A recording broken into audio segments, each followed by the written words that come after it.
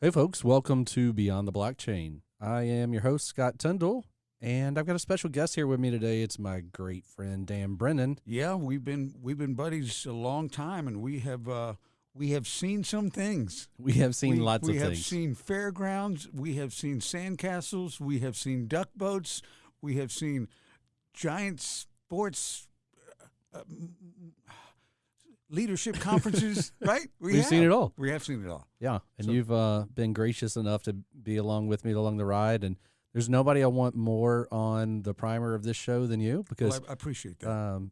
I've learned a lot about radio just from you and being around you and just kind of absorbing it, each day as we become friends. Well, I'm glad that you have, and so I'm probably, along with so many of the listeners, trying to absorb all of this, all of your latest endeavors. So I guess we can just get right into it, right? Yeah, let's do it. All right. So the show is called Beyond the Blockchain, It is. Wednesday nights, 7 p.m. In Mobile, yeah. in Mobile, right? On FM Talk, 106.5. right? FM Talk 106.5. So let's start, or let's pull up right to this spot. What exactly is a blockchain? Well, I think that's probably a good question for us to start think with it since is. it's in the name of the show. Yeah.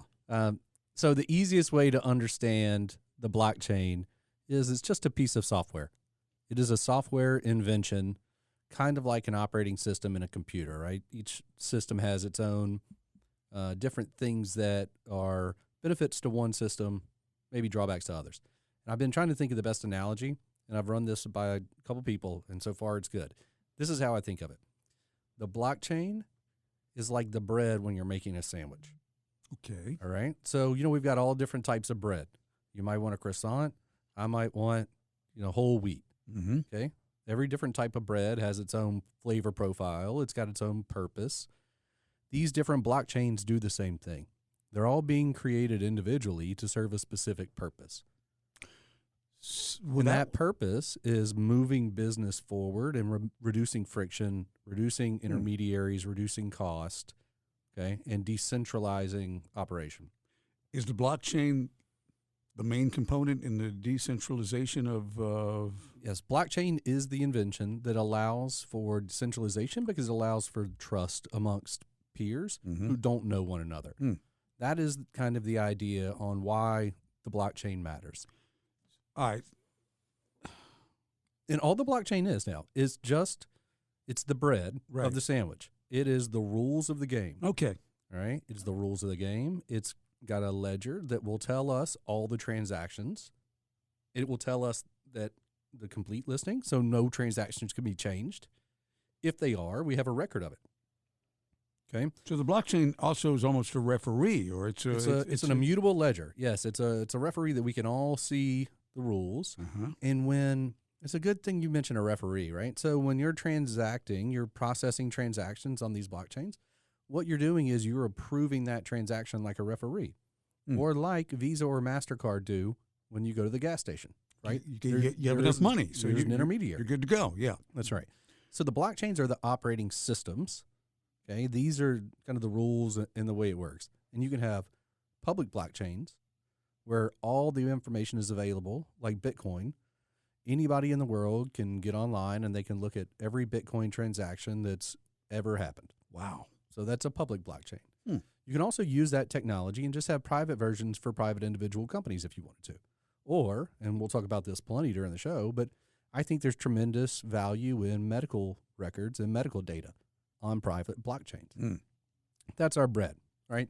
So this is what we call layer one. This is like the new technology that allows us to do the new things that we're going to talk about. So it's really just the very beginning. It's the very baseline of everything else. Of everything else. And the idea being that we're able to trust one another, and that helps us have this decentralized where we don't need a government in between us. We don't need a bank. We don't need other people we trust. Because we trust the cryptography and we trust the code. We trust the algorithm. Why is a decentralized system, why are so many people attracted to that? I think if you look around places around the world right now where governments are failing their people, there's a good reason not to trust your intermediaries. Inflation in Argentina is over 60%. Right. Oh, that's first country came to I mean, mind. they're having issues. Sri Lanka and Yep. Africa's had, issues for, several decades now. What we can do is we can use the blockchain and blockchain technology to bypass bad actors, to bypass the people who are placing unrealistic regulations or restrictions on other people. Because the blockchain allows individual people to do business with one another with no one else's permission. I don't need the government's permission. I don't need the bank's permission. As long as I'm not committing an illegal act, I'm not violating any laws, right? Then I don't need their input anymore. Yeah. Yeah, you freed yourself up from that. Mm-hmm. Yeah, and the blockchain allows things to be orderly and to be on record, so you can proceed without any intermediary. That's right, and we can drive down the cost substantially. Right, when we're processing a credit card, we know it's going to cost us 3.5% because that's the standard credit card fee. Right. Right. The other day, somebody just sent like $80 million worth of Bitcoin for a $4 fee. Wow. Right, $80 million. Mm-hmm. Fee of 4. Yeah. This is the difference, right? Yeah. This is why you're going to see what we call FUD. That's the thing that everybody loves to bring into play. It means fear, uncertainty, and doubt. And this is how people criticize the blockchain. They criticize cryptocurrencies, and there's plenty of criticism to go around. We will not have any shortage of criticism amongst all these shows. But the fear, uncertainty, and doubt around cryptocurrencies is mostly built around people that don't understand how the infrastructure works. What percentage of people do understand? Very, very few. Right. And that's one of the issues we have with adoption, right? Until this is so much easier that we don't need a show like this to explain it to people. Mm-hmm. So we're maybe ways away from adoption. 5 years from now, we'll be cackling at this show. Absolutely. Because everybody will know exactly. This will all be like elementary school. Right? That's right. It's like when you go back and watch a clip of someone explaining the internet on the Today Show in 1995. Right. Ha ha. Now you look back and you go, come on. That's what, but this is going to happen so fast that, in 5 years, we're going to laugh at this show and be like, you ever believe that at the beginning of the show, we were going through a primer episode to explain to people what the blockchain Brennan never did get it. Ha ha. So, episode 433, Dan tries to understand the blockchain. Again, all right. You talk about FUD. And again, that is fear, uncertainty, and doubt. Mm-hmm. So this FUD could come from anywhere. I'm going to throw one out there to you that I think might be a source of some of the FUD. Would be, why do I have this impression that cryptocurrency's got this criminal element to it? Well, it's got that rap, right? That's how it's got a rap that criminals are using it to get around the intermediary, the government. So there are stories of that happening, but the funny thing about that is those are criminals who are not very smart because every transaction is recorded on the blockchain. Now, what we did see in the beginning, and there's documentaries out there on Netflix and places like that, was a website called Silk Road.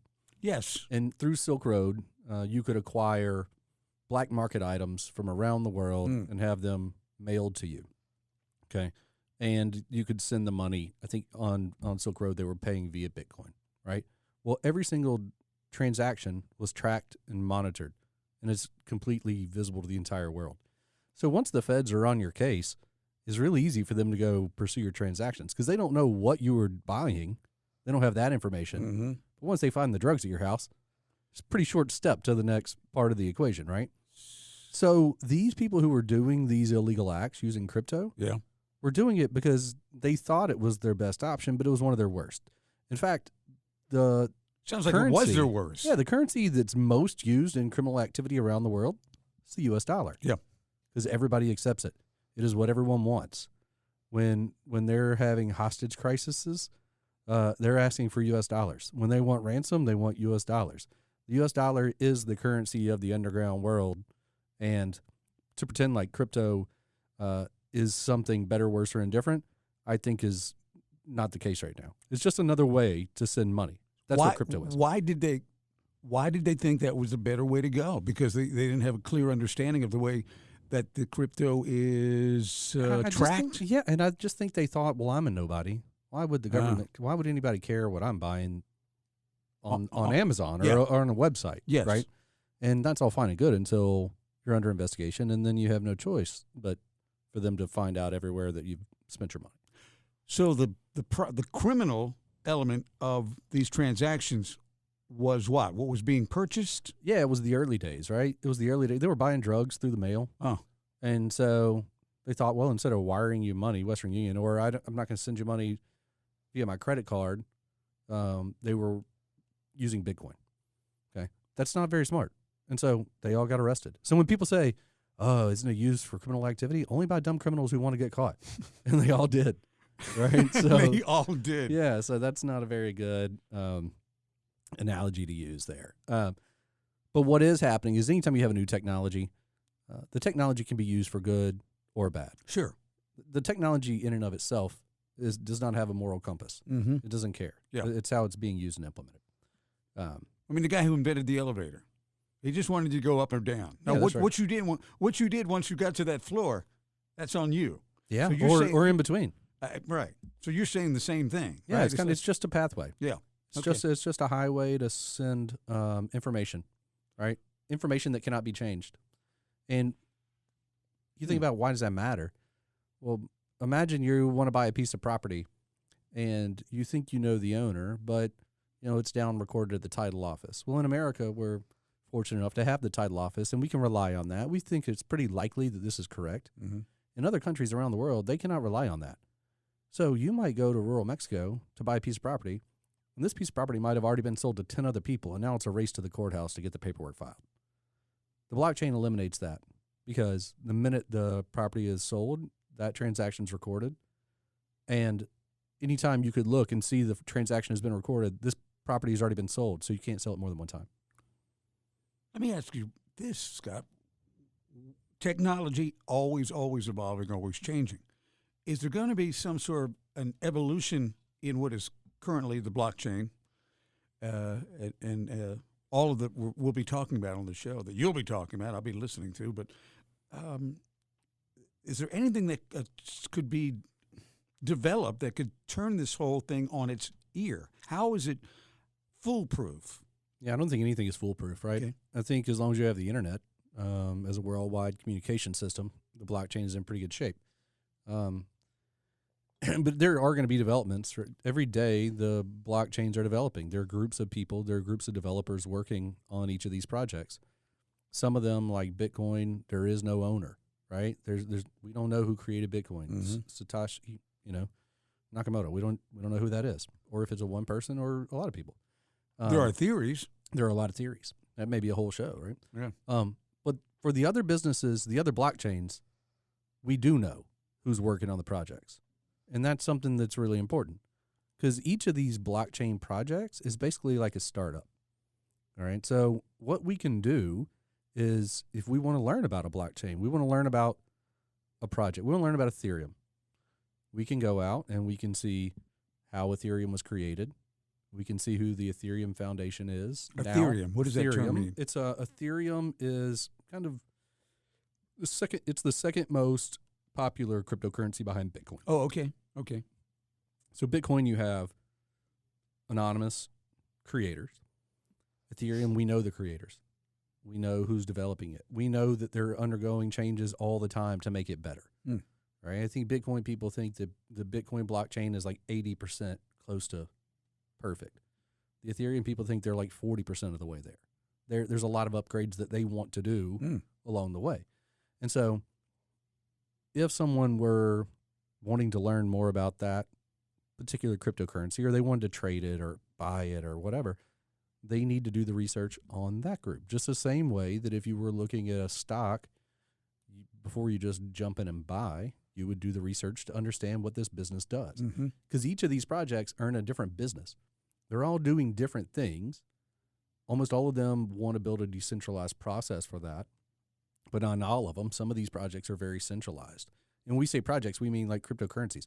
People don't understand there's over 17,000 cryptocurrencies in the world right now. We couldn't possibly know all of them, right? But you can't possibly know every stock ticker in the world either.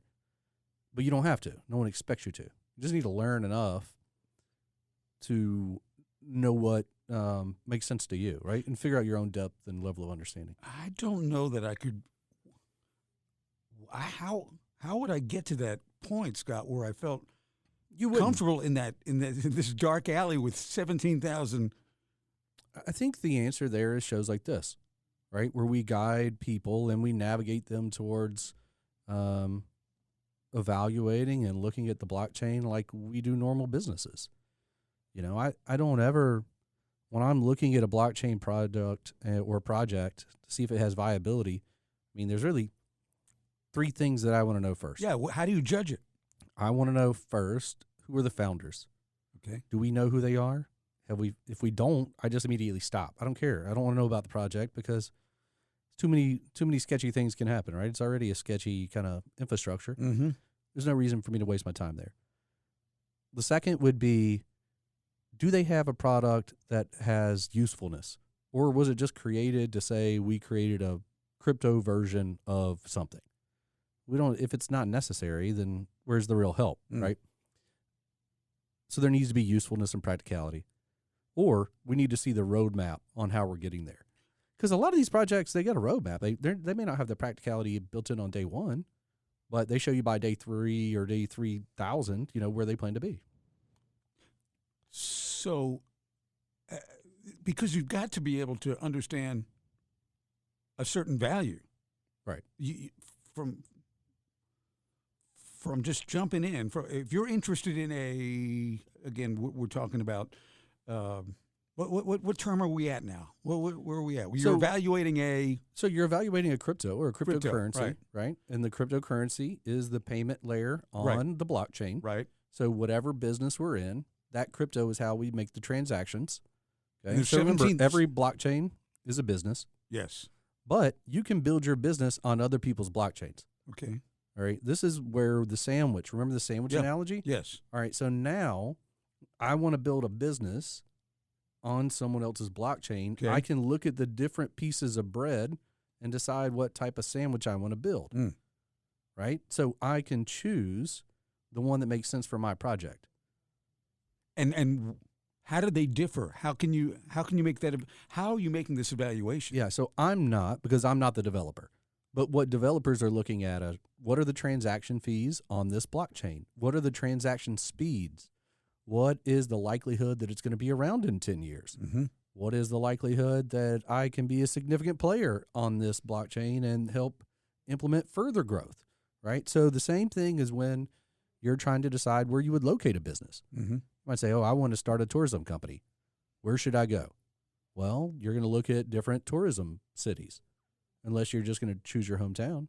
Or let's say you're the NFL and you're choosing a new city for a new team. You have to evaluate the city on a lot of different levels. Yeah, and so these developers are doing the same thing. They're going to investigate each of these blockchains to find what is the best fit for them and the type of work they're doing. How does somebody investigate a blockchain? They have good technical knowledge, and almost everything that we're discussing is, publicly available. Yeah. And so much of blockchain and cryptocurrency is open source. And so these developers, they know what they're looking for, and it's a very small world. They're all starting to get to know each other pretty fast. So there's there's a transparency to all this because everything's on record. Am I right about that or incorrect? No, that's the goal.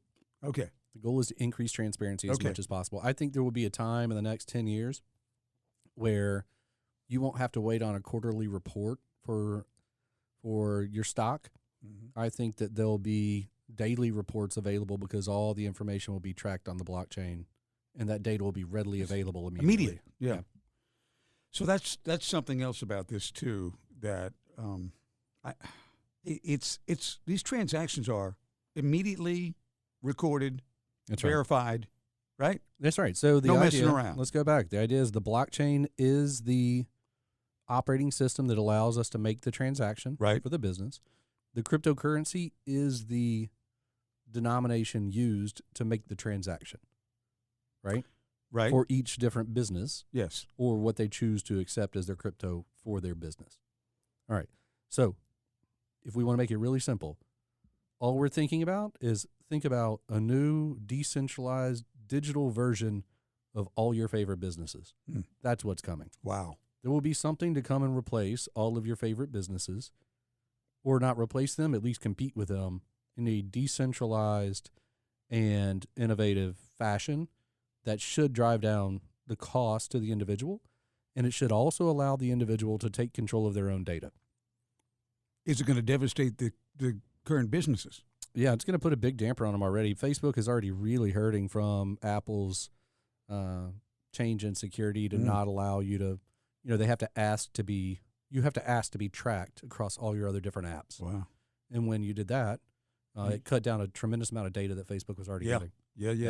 Yeah, so these legacy businesses are going to be hurt. I think you'll see legacy businesses start to buy up some of the Web3 startups. Buy in a little bit. They're going to start acquiring them. Rolling them in. Who are some of the businesses who are being hurt most immediately? The businesses that we would, say, oh, I know them. Yeah, right now there's not enough volume on these blockchains that anybody's being hurt. Okay. I wouldn't say that just yet. Some of the ones that'll happen quick are people like Western Union, because they're taking enormous fees from people who are moving money. Let's just say migrant workers moving money from America to their family in South America. Western Union's taking tremendous chunks of this. They're going to be the first people who get hurt, the people that have large margins in the middle, because it's going to be so much easier to just send Bitcoin to your family instead of Western Union. What's fascinating to me about that, Scott, is this is all the frontier, right? It is, yeah. And when we think of Western Union, I know I do, that was in the old frontier, right? I mean, That's exactly right. Western Union was when the frontier was sand and mountains and all that. And somebody had to go deliver the cash. And it's taken all this time, and it looks like the posse is about to catch up with Western Union, and the show's over. So Western Union is in a type of place right now where they have to decide if they want to die slowly, right, or if they want to change their business model and gather up these new, gather up their current clients and migrate them to their own solution before someone takes them away from them. Interesting. So, all right, so is each coin, just try to put it in my mind here, each coin, individual coin, is like a business on the stock exchange? Yes? Kind of. So that's the question the SEC is asking right now. What of these coins are securities and which are commodities? Right? That's the big question that the SEC has had, will have, is having. I think that you're probably going to see a lot of these start to get regulated like securities. I think that's probably the natural progression. And if you run the definitions, they're probably much more closer to securities than commodities. So I think that's coming. And I think regulation in the crypto industry, at least in the United States, can be helpful. And I think of the analogy of like the FAA. No one really gets bent out of shape that we have air traffic controllers who are telling us when we can and cannot take off from airports. They're pretty important. Yeah, they're kind of important. Yeah. Right? Yeah. So even people who are like really limited government are like, well, we'll keep those guys. Yeah. We need a version of that. We need a very small version of government involvement just to kind of set just the FAA version. That's what you hope for. Oh, well, that's why you're going to, it never ends that way. No. But that's why the decentralized nature matters from a worldwide perspective. Right. The reason we need that in America, at least, is we need some understanding of how these startups are going to be regulated and taxed. Because if we know that, we'll feel much more comfortable, we being the American people, we being very conservative people who just put money into their 401k. Right now, financial advisors cannot speak to their clients about cryptocurrency due to their licensing and many of the standards that their companies put on them, because they're not allowed to market things that aren't securities. Wow. So if I went to my guy, he really couldn't. He could not advise me in cryptocurrency, and he certainly couldn't sell you some as part of your portfolio. Okay. Yeah, I think that's moving that direction, but I mean, somebody's going to clarify us. I thought the big firms are all aware of, and they're going to start trading desks, right? They're going to start their own trading desk, but that's going to be. I don't understand all the securities laws and regs. even though I'm reformed attorney, I don't keep up with the legal side of this well enough. I mean, there's so much going on. One time we were talking, and you did a great job of legitimizing all this. Not that it needs to be legitimized, but in somebody's mind and heart, because of the FUD. Right. But you were talking about institutions that have already, well-known institutions. Some, in fact, are, legacy educational institutions that have invested in Bitcoin. Yeah, I think you could go out there and you can publicly find those that have. You're also going to see that once there's more, it goes back to understanding what it is. Like, there's nobody more conservative than a board of trustees at a university with a giant endowment. Amen. Right? They would love to put their money into crypto projects, and especially crypto startups. And Stanford does, and Harvard does, and some of these guys have started their own VC firms, which is interesting. So hang on, VC firm. Yeah, venture capital firm. So instead of the university just taking their money and putting it in the endowment, I got it. Okay, or just in bonds or wherever, they now are starting firms inside of their universities where they get their top brains, which they've got plenty of them. Brains, yeah. And they say, well, where would we aggressively invest our money that would normally be in the endowment? So you've got quite a few of the Ivy League schools and the West Coast schools that are investing in different crypto startups at the moment. And it'll just be a trickle-down effect as, adoption continues. People right now already say, adoption meaning like the more of us that are using it. Okay. How long is it going to take for it to become a normal part of our daily interaction? It already is. Right? And here's the reason why. There's a blockchain product called TradeLens, and 80% of the shipping companies around the world are using this product to track the goods and services. Let me back up. Not necessarily 80% of the companies. 80% of the goods that are shipped via cargo ship in the world are tracked via the blockchain, via a private blockchain called TradeLens, which is owned by, I believe it's owned by Maersk and IBM. So I see the Maersk ships here all the time. Yeah, so you're already the beneficiary of this.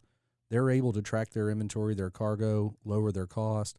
They're able to send money to each other for substantially cheaper, right? There's a very big hurdle and friction in international wire transfers, how expensive that is. Well, imagine I'm a company that needs to pay, $60 million for my load of cargo. It's a lot easier for me to use cryptocurrencies inside of a process we already trust than it is for me to try and jump through all the hoops that it would take to get $60 million to you otherwise. So it's happening. It's being legitimized already. It's happening every day. I just love this. Explain to everybody. Look, y'all, I'm the guest. This is Scott's show. So reintroduce yourself and what you're doing right here. Yeah, so you're listening to the primer episode for Beyond the Blockchain. I'm your host, Scott Tindle, and I'm with my friend Dan Brennan, who has been a great mentor to me and friend in life. And I'd have no more fun with anyone on the first couple of primer episodes of this show than with you, Dan. And hopefully through this show, between the questions you ask and my rambling answers, we're able to give people a foundation so that when they listen to the show weekly, they understand what all these terms are talking about, and they can catch up on their own time. Yeah, I think it's a great idea. So the show, the show is coming very, very soon on FM Talk 106.5, and you can hear it on the app. You can hear it online. We'll be able to very soon. So basically, y'all, I am playing you. Okay, I'm the one that doesn't quite understand all this, and I'm not even going to make believe I'm getting close, but I think in time I will. Yeah. And so we've discussed the fact that where that criminal tag or came from, and that had to do simply with people using crypto to for illegal means. For illegal means, drugs and stuff like that. So that's where that came from. It's got nothing to do with the infrastructure itself. No. Yeah, it's just people want to. Anytime somebody wants to discredit a project or a technology, they're going to find any information they can. I don't think many people, that doesn't stick near as hard as it did 5 years ago. Right. I mean, if you see graffiti on an overpass, it doesn't mean the highway sucks. No. Highway's fine. Probably fine. You're saying Yeah, graffiti. I think that's a good example. It's just graffiti on the sidewalk. So we talked about. Go ahead, Scott. No, I was just going to say one of the good things we're going to do with the show, I think that'll help a lot of people, is we're going to have a glossary on the website. So if you don't understand any of the words from the show, you can go in and look them up. We'll be adding new words all the time. I was going to say we're going to add new words every week. How big will that glossary be? It's a couple hundred words right now. Okay, but we've just pulled them from other places around the web, right? About what other people are talking about. And so we'll have that. We're going to have a resources page where if people want to know where they can find out the truth about projects, if we discuss a project, we'll send you a link directly to their website. Nice. And their white paper, right? That way you don't have to Google and hope that, what if you don't find the right one? Like, you can just go to the resources page and it'll take you right to the project that we're talking about, or the crypto. It's going to be an ongoing process. I certainly don't know everything about the blockchain or crypto. I feel like I just have a unique way of explaining it to people, and I'm learning it as we go, as well. I mean, I tell people all the time, before I was full-time in crypto, I thought 99% of the projects were garbage. Now I know 99% of the projects are garbage. Really? Yeah. The trick is just finding the 1% and then finding inside the 1%, the 10% of that percent, and just keep drilling it down until you find the really good projects that make sense and seem like they're going to provide a solution to problems that already exist, rather than just, like we said before, making up a new business for, and then creating a problem that it then needs to solve. Yeah, no value there, right? Right. So, all right, let's start at the runners are in their blocks, okay? Yep. Somebody like me finally says, I think I want to do this. Right. How do you start? So the first thing you would do if you wanted to get exposure to cryptocurrency, and that's what exposure is, what we call it when you have upside or downside risk, right? You're in the game. You're in the game. I think the easiest way to do it, and it's always important that we say this, Dan, this is not financial advice. I'm not giving you financial advice. You should do your own financial research. Mm-hmm. I'm just giving you, ideas on what I do. So the easiest way to start here in the United States, if you're listening and you're in the States, is to download either Coinbase, FTX, or Binance.us. There are benefits and drawbacks from each of these, but same way, these are three companies that you are trusting when you send them your money, right? So they're what we call an exchange. They're like your broker, like TD Ameritrade or whomever you use, right? Robinhood, if you use that on your phone. There have been stories of exchanges that did not have the money to pay out all the deposits. Ooh. Just like we talk about with banks, like and run on banks. The difference is banks in the United States are insured by the FDIC. So if you have your money in the bank, you know that it's insured. These exchanges are likely not insuring you the same way, and they're certainly not insured by the FDIC. They're certainly not insured by the government. So when you send them your money, you're trusting that they're not going to go out of business and walk away with your money. That's why a lot of people have what they call cold wallets, and it's where they take their cryptocurrency once they purchased it, and they move it offline, off exchanges, and they just hold it in like a jump drive, right? They keep their money there. Some people choose to do both. They leave their money on one of the exchanges and keep some in cold storage. When it's cold storage, would it be the akin to savings? Like it's like locking it in. It's not going up. It's not going down. No, it's still the value of that, but it's like locking silver bars in your own personal vault. Oh, okay. Rather than leaving them in someone else's vault. And the value of the bars could go up and down as it sits in your vault. That's right. Okay, so same way like that. Same way like that. Okay. So think about the exchange, as your vault of where you're trusting these people to hold on to your gold bar or your silver bar. You're trusting them to hold on to your Bitcoin or, helium or Ethereum or whatever. We got it. We're going to go there. Okay, I was just going to say. So you're holding your Bitcoin or Ethereum or whatever it is. That's why Coinbase, FTX, and Binance.us are kind of the three that are the major players. Okay, you named three. So why only three? You just need to look at where it's hosted, what laws of what country, you are under, In the U.S., we still have to abide by our own laws, right? Just because we're dealing in crypto doesn't mean we get to bypass any of that. So Coinbase and FTX are more set up for that.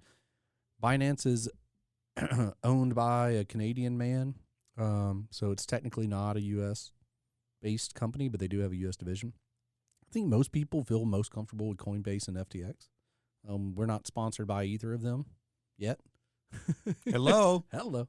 But I think those are the two safest things to just, if you want to just get started, you could download one of those two apps on your phone. Just go to the App Store.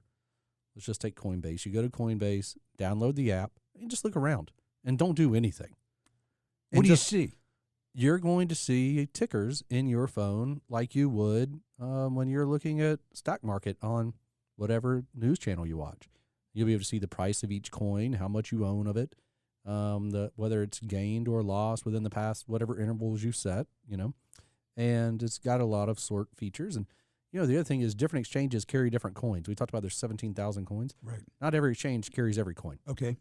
So that's another way you end up in some exchanges and not others. If you have a particular coin that you like, but it's not on an exchange that you're currently in, you may have to go to one of the competing exchanges.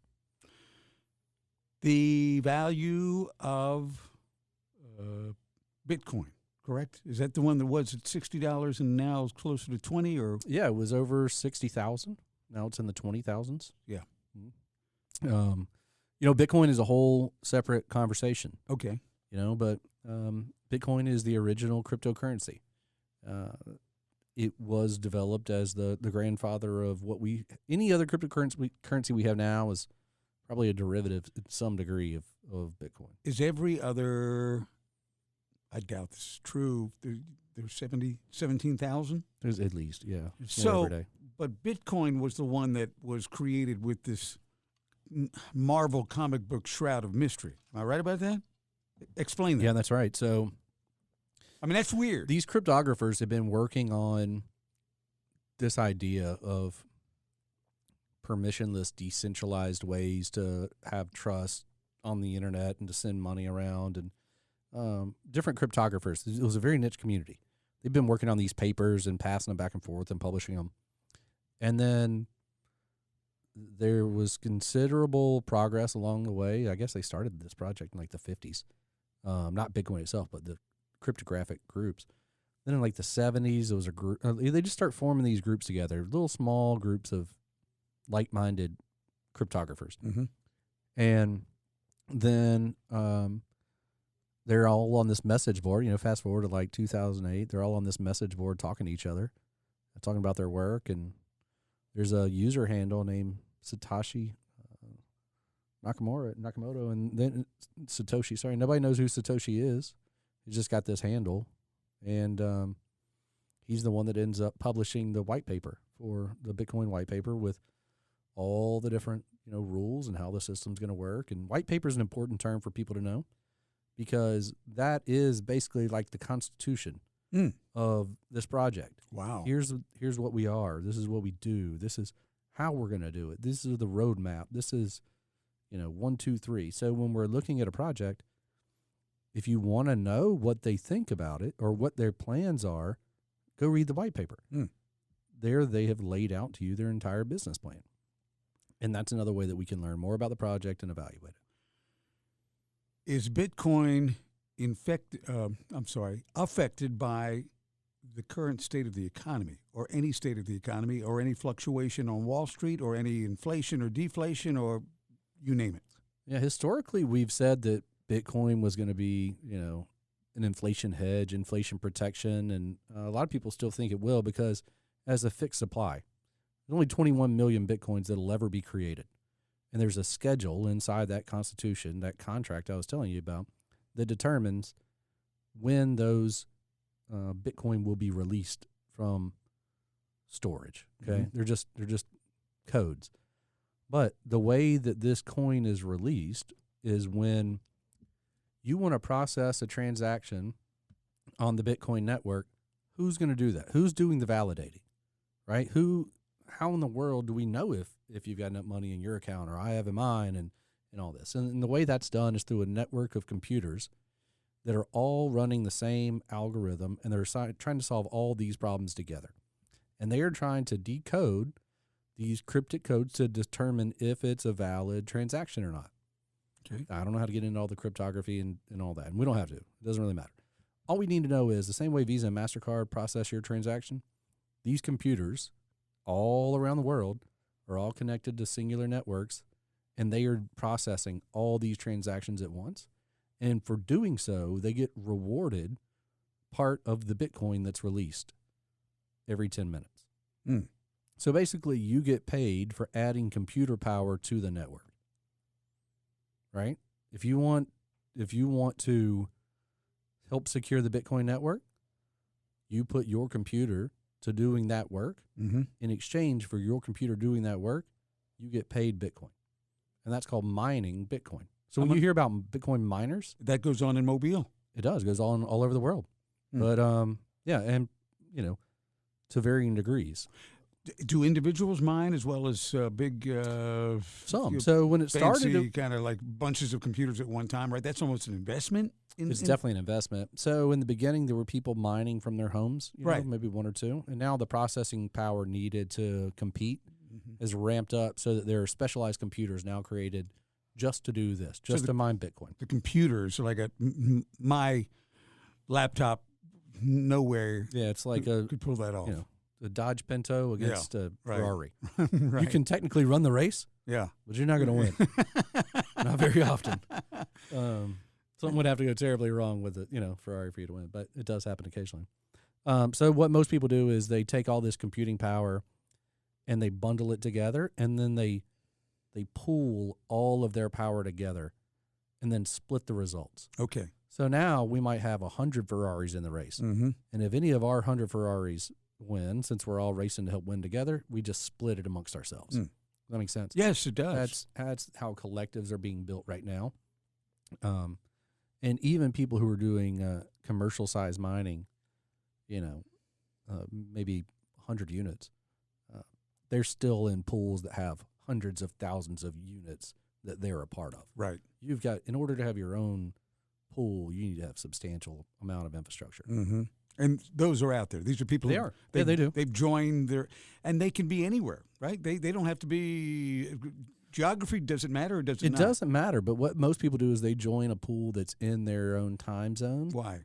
For latency purposes. Okay. Right. They want to. They're sending data back and forth. Well, they don't want to be on. They want to limit the number of points of failure. Okay. Right. So the fewer points of failure, the less likely something could happen and you get knocked off the network, or you're having a bad connection or whatever. Can you please talk about your show, Scott Tindle? I can. So, Dan, I am really excited about this, and we're gonna have a show about understanding the blockchain and really going beyond the blockchain, right? So the idea is that it's not good enough that a project is a blockchain-based product that has a cryptocurrency. Mm-hmm. That's not enough. I mean, like I said, 17,000 of those. What I want to do is I want to talk to the people behind these businesses, the CEOs, the COOs, the marketers, the people who it's their job to help us understand it.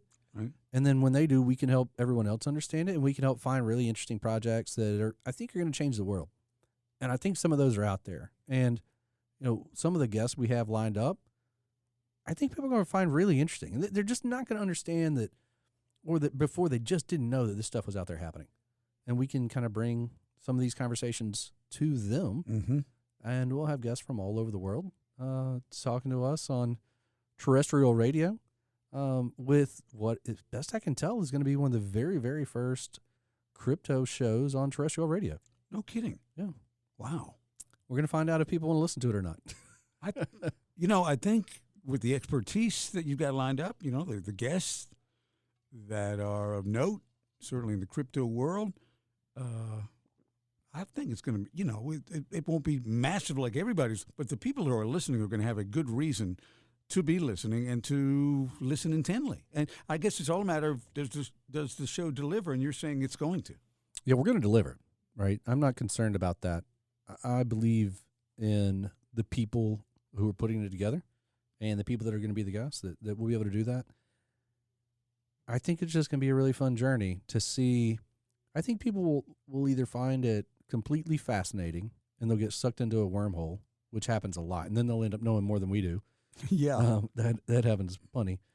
Or they may just say, it's not for me, and that's okay. It's not for everybody, right? But it will affect everybody. It's going to impact everybody. And what it's also going to make you do is, like, be cocktail party dangerous, right? We talk about that term sometimes. Yeah. Explain that. Yeah, so what I mean by that is I hope that if you listen to the show that you know enough about the headlines of what's going on that week, what's going on in crypto, what's going on with each of the different businesses, and that if the conversation of crypto comes up somewhere, you're the most educated one in the room, and, you know, you can be cocktail party dangerous and get through at least one drink without having to go to Google to look for answers. You haven't seen me drink, but you'll get to yours faster. I know we can cover you.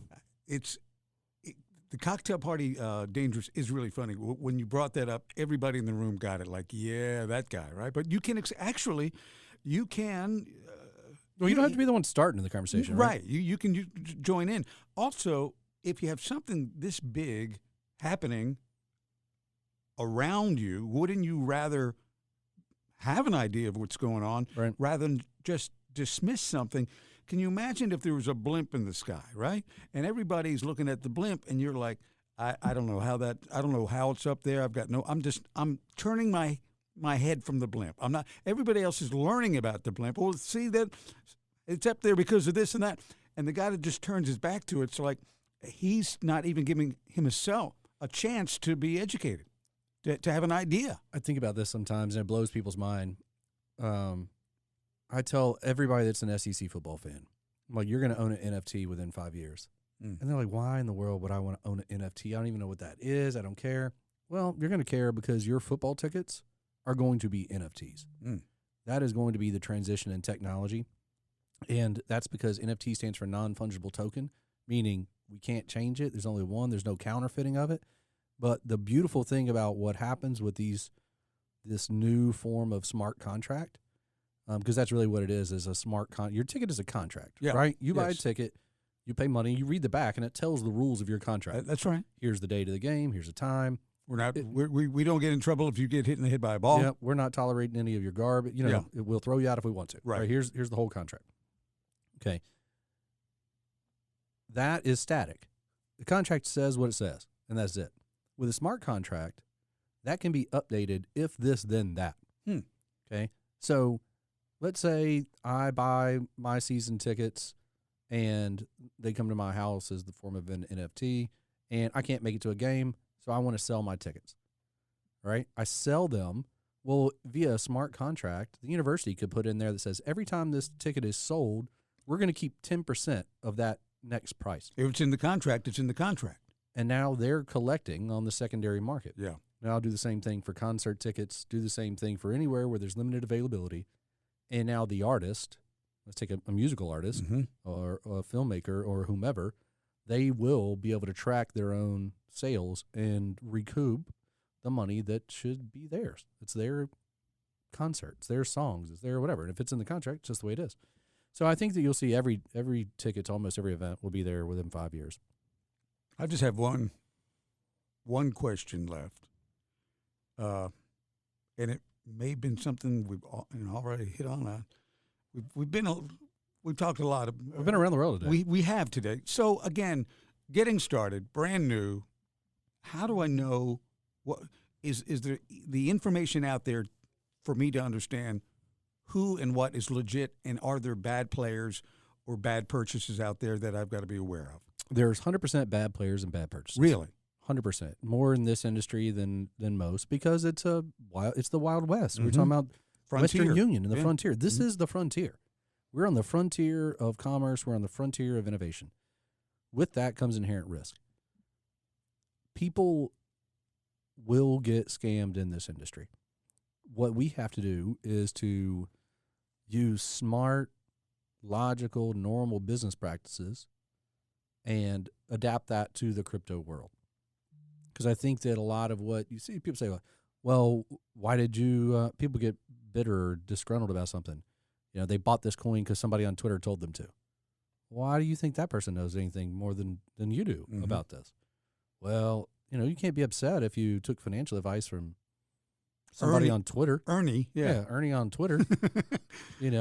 Selena Gomez tells me to buy a crypto. I assume she's been paid to tell me that. Yeah, I don't think that Selena has done all the research herself. Mm-hmm. She's too busy making murders in the building and, doing all the other stuff she does. So why would I assume they know what they're talking about? But I can always go find the answers because I can always go back and I can use kind of the frameworks that we put around it. What's the coin? Okay. Who are the founders? We know who they are. Good. That's a check mark.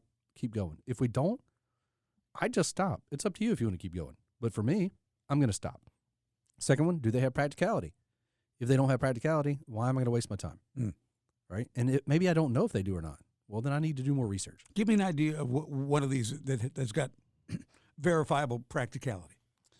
Yeah, so my favorite project in that space right now is Helium. It's a decentralized wireless network that is aiming to bring devices online and connect things that we previously couldn't connect through smart sensors.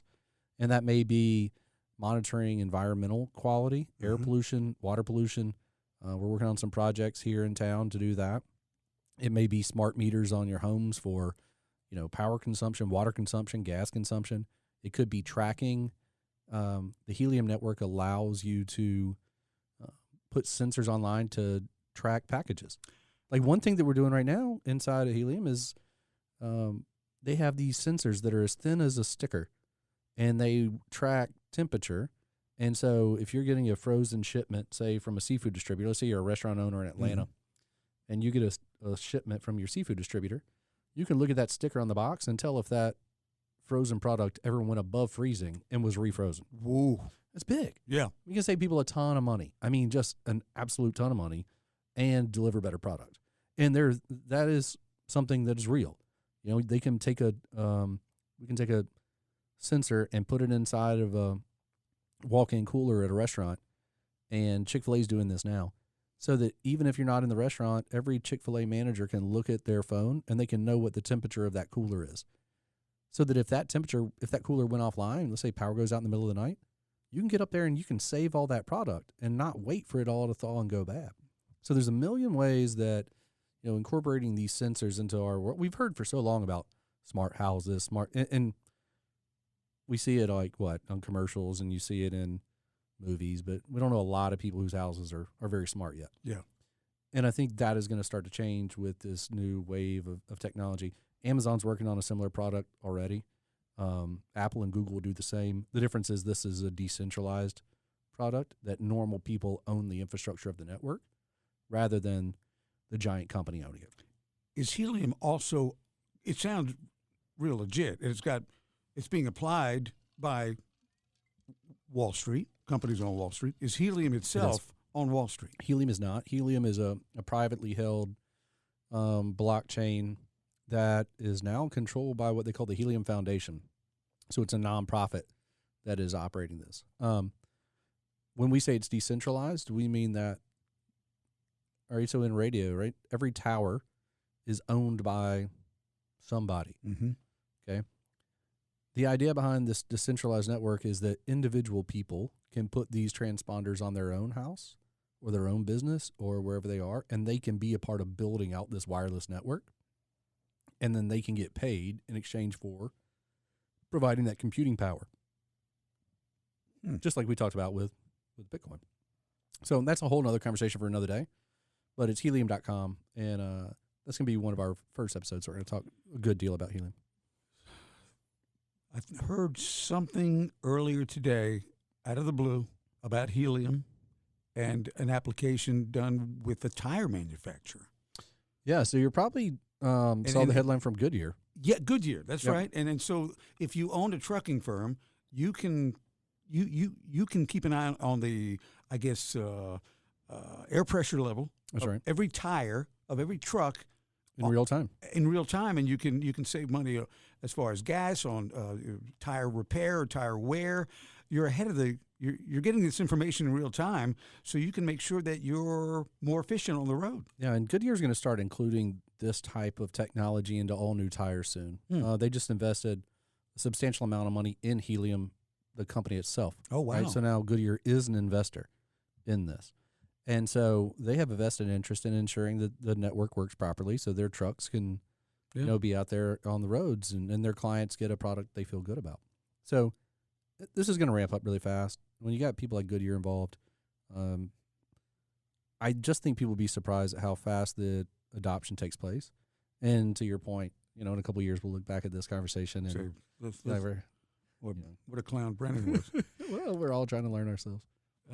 Well, I think this is a good primer. And I think the people who click on this, I hope, I've learned a lot, but that's not the point. The point is, I'm just playing you, and I'll ask the questions that come to mind. But Scott, you've got all the answers. Well, we're going to see. If I don't have the answers, I know who to find to get us the answers, and I'm not scared to say, I don't know the answer, but let's find out. I think something else that'll be fun that we're going to do is probably every few weeks do another one of these shows where we answer questions from our listeners. Mm-hmm. And the listeners can tell us what they want to learn about or what we weren't clear on along the way. And I'm sure there's going to be a lot of times when, I'm not clear as I jump around and ADD my way through the show. It's going to be a good show. The name of the show again is? The name of the show is Beyond the Blockchain, and it's going to be exciting. We're going to have a lot of fun together. Thanks, Scott. Thanks, Danny.